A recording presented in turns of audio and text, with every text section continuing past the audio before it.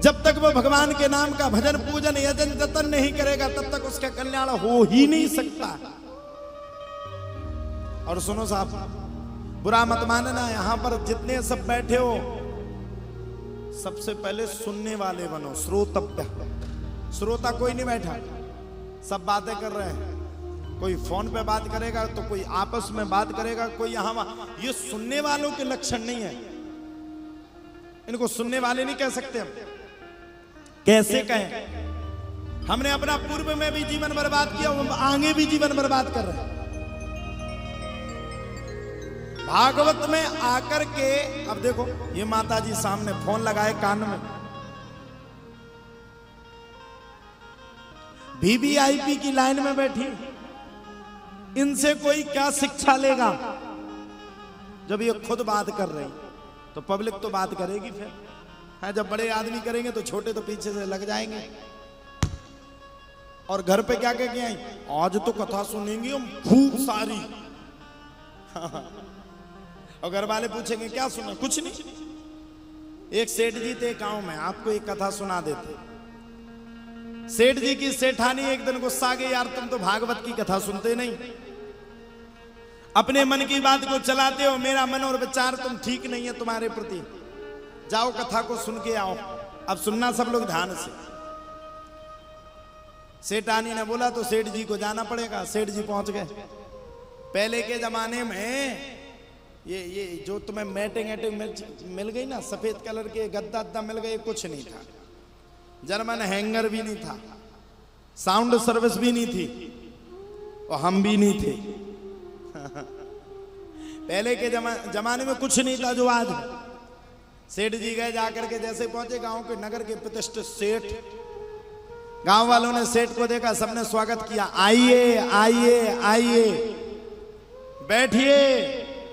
अब सेठ जी पत्नी के कहने पे आए थे, दो शब्द सुनाई दिए, आइए और बैठिए। पूरी भागवत भर इतने सोए इतने सोए इतने सोए, और जैसे भागवत पूरी हुई तो किसी ने उठाया, उठिए जाइए। सेठ जी बोले भागवत पूरी हो गई? बोले हाँ। 3 शब्द रट के पत्नी के पास पहुंच गया। पत्नी ने पूछा आज क्या रटा? बोले महाराज आज तो हमने 3 शब्द सुने हैं भागवत में। बोले कौन कौन से? आइए, बैठिए, जाइए।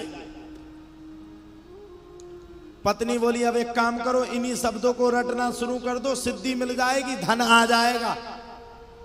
सेठ बड़ा चीज था, पैसे के मामले में बड़ा खतरनाक था, पैसा ही चाहता था। अब वो बैठा बैठा लगा रहे, आइए बैठिए जाइए, आइए बैठिए जाइए। पहले के जमाने में घरों में बड़ी चोरी होती थी। क्या होती थी? चोरी। एक दिन सभी चोर इकट्ठे होकर सेठ के घर में घुस गए। चलो आज सेठ के घर में घुसना है। सेठ तो रात के टाइम लगा था, आइए बैठिए जाइए। जैसे ही चोर अंदर को घुसे, जैसे ही चोर अंदर पहुंचे, सो सेठ जी का पहला शब्द क्या था? क्या था? सेठ जी ने क्या कहा? चोरों का दिमाग खराब। अभी तक तो महाराज जी को लोग बुला करके सेवा करते थे, अब चोरों को कौन सेवा कर रहा? चोर ने सोचा नींद में होगा यार। जैसे ही चोर आगे बढ़े, वैसे ही दूसरा शब्द क्या था? चोरों का दिमाग खराब, पकड़े गए। आज नहीं बचेंगे, आज तो सेठ खूब पिटाई लगवाएगा और सुबह पंचायत में पता नहीं कौन सा दंड दे। सबरे चोरों ने सोचा ये तो पगला गया, एक काम करो अपन लोग भागने लगो। सब उसका घर छोड़ करके भागने लगे। सो तीसरा शब्द क्या था? क्या था? जैसे ही सेठ जी ने कहा जाइए, चोरों का दिमाग खराब, पक्का पुलिस में पकड़वाएगा, मरवा डालेगा, ना घर के बचेंगे ना घाट के। बेचारे जो कमाए हुए धन लिए थे वो ला करके सेठ जी के चरणों में रख दिया। प्रभु क्षमा कर दो, आगे से ऐसी गलती नहीं होगी। सेठ जी ने आंखें खोली, वारी पत्नी, कहा था ये तीनों बातें रटो तो धन मिल जाएगा। देखो तो कितना धन है, और फ्री में आदमी सेवा कर रहा। चोरों ने दौड़ लगाई और भाग गए। सेठ जी ने अपनी पत्नी को पूरा धन दिखाया यानी कहने का सीधा सीधा मतलब यह है कि उनने भागवती सुनी, मात्र 3 शब्द सुने, 3 शब्द ने सेठ के घर की पूरी चोरी को बचा दिया और लौट करके धन दे दिया। जिस दिन वो भागवत सुन लेगा उस दिन साहब क्या होगा, क्या होगा।